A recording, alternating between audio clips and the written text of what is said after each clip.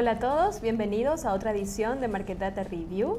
Vamos a estar hablando de la actualización de las proyecciones económicas, de la inflación al cierre de octubre y también cómo estamos con el tipo de cambio. Temas económicos de suma importancia que vamos a estar analizando con Ivonne. Ivonne, buenas tardes. Buenas tardes, Marta.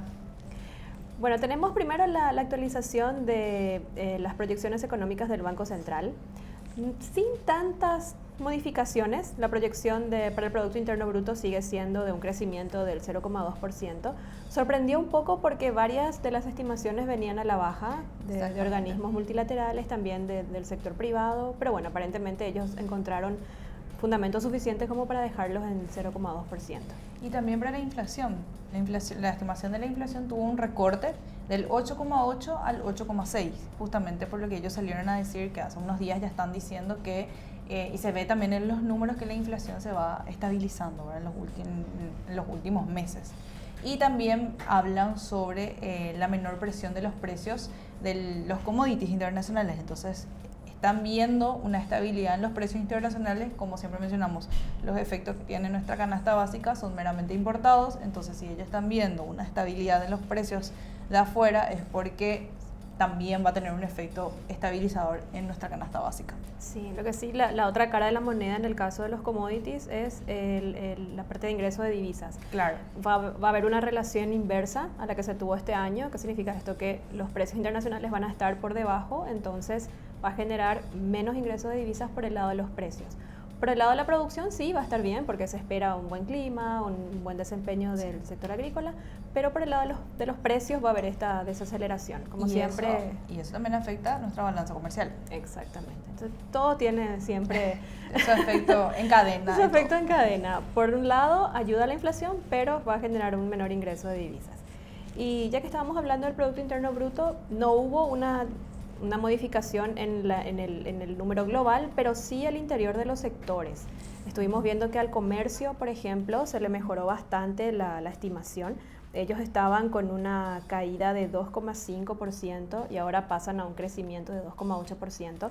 Mejoró de manera muy importante la estimación para el sector comercio. Para el sector servicios se disminuyó, pero siguen en rango de crecimiento. De 3,5% pasaron a 1,7%, un menor crecimiento del previsto en los servicios, pero aún en números positivos. Para la manufactura también estaban con una leve caída de 0,1%, subió a 1%. El sector industrial entonces va a estar creciendo. Y para la construcción también bajó, de 3,5% de crecimiento que se esperaba, ahora se espera una caída de 2%. Que fue afectado por shocks climáticos justamente. También. Y bueno, entonces el agro sí continúa con una caída de 13% y la ganadería con una caída de 2,5%. La ganadería estuvo impulsando en los últimos meses justamente nuestra economía y es donde varios agentes corrigieron también sus estimaciones un poquitito hacia arriba, hacia el alza, porque la ganadería está impulsando en los últimos periodos también por el lado de las exportaciones, de la producción.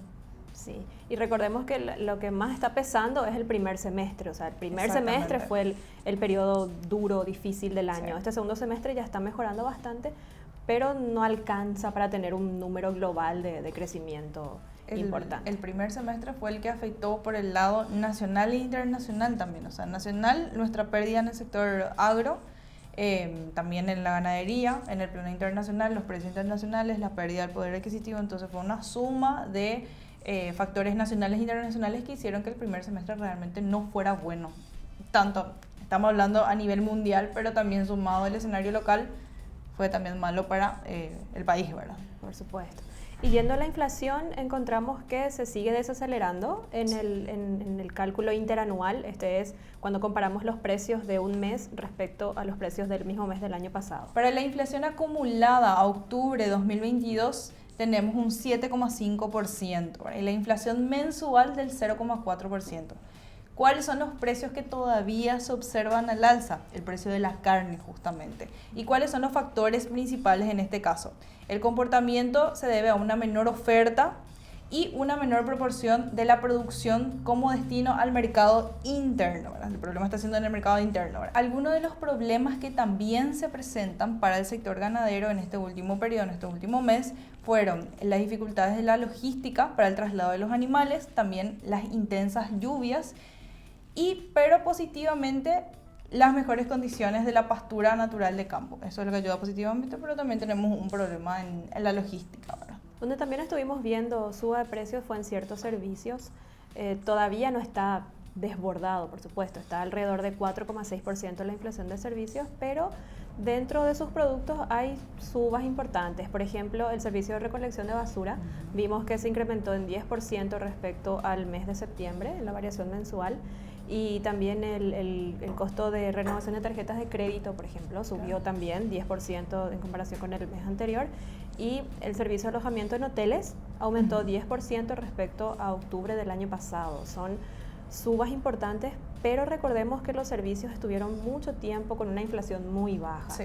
Hubo poca demanda, por supuesto, por el tema de la pandemia, los ingresos también de las personas que no se recuperaban, entonces en los servicios no había mucho espacio para este ajuste de precios que evidentemente ahora se está empezando a dar. La gente se está moviendo más, se está saliendo a consumir, entonces es como un balance natural que se tenía que dar en nuestro mercado en algún momento. ¿Y caída en los precios vimos en algunos productos? Caída de precios hubo en combustibles, que aligeró bastante ya la presión inflacionaria. En la nafta, por ejemplo, estuvo bajando en el mes pasado, en el mes de octubre, pero nuevamente viene la incertidumbre y la volatilidad en este lado. Recordemos que nosotros importamos al 100% los precios de combustibles, entonces dependemos mucho de lo que pasa afuera.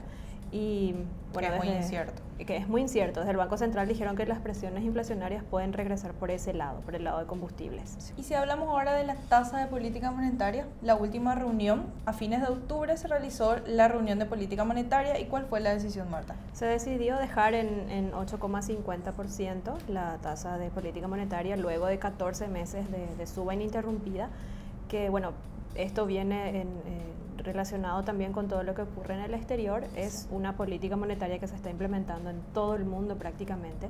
En Estados Unidos se espera que también sigan subiendo las tasas. En Europa, donde están muy afectados por el tema de la guerra, también no hay un panorama muy cierto respecto al control de la inflación.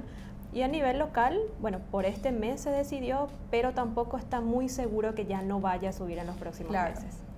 No hablan de que ya entramos a un periodo de normalización, sino que hablan que depende mucho de cómo se vaya comportando la economía internacional.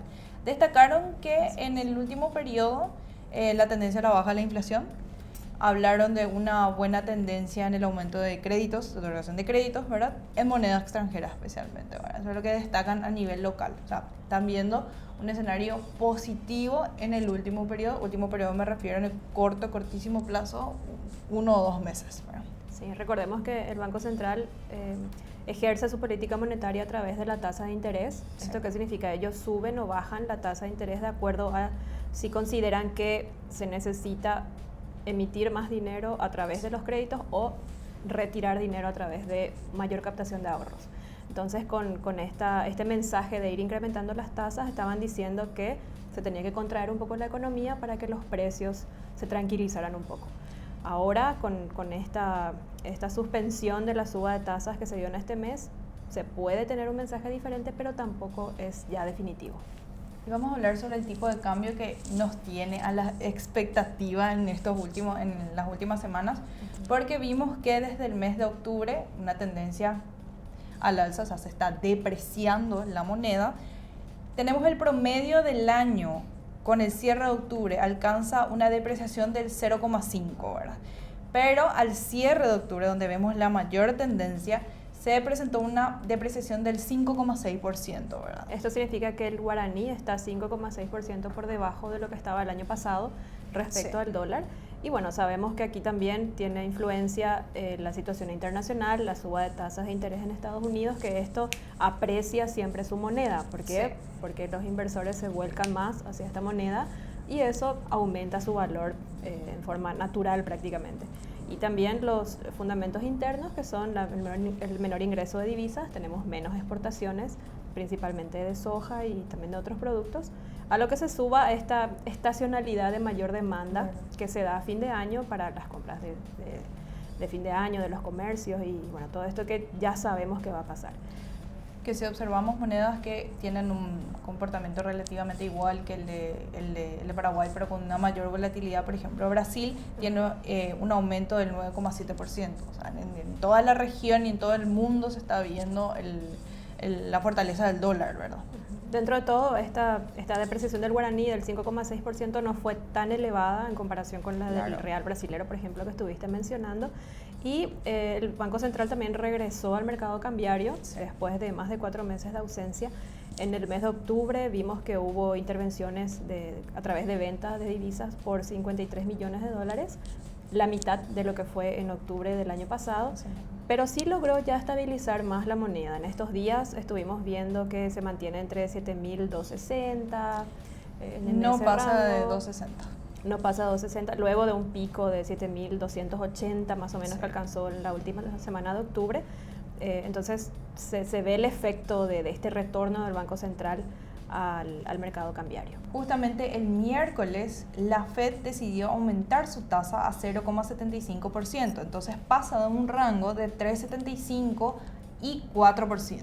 Bueno, y vamos a ver qué efecto tiene nuevamente en el tipo de cambio, que tanto pesa sobre la cotización local, y también cómo queda la situación internacional para el financiamiento, porque recordemos que también tiene mucho que ver las tasas internacionales con que pueden salir a financiarse los gobiernos, las grandes empresas. Tiene toda una cadena de efectos que, bueno, no es sorpresa, ya se esperaba. No. Pero vamos a ver qué tanto ya se internalizaron antes los efectos de este anuncio y qué efectos tiene ahora. Y bueno, esas fueron las noticias económicas más importantes de esta semana. No se pierdan, la próxima vamos a estar hablando de las estimaciones de Investor, de las operaciones del mercado bursátil, que también cerraron el informe a octubre, y también cómo se comportan las tasas de interés. Nos vemos entonces, Marta, en la próxima edición. Nos vemos, hasta la próxima.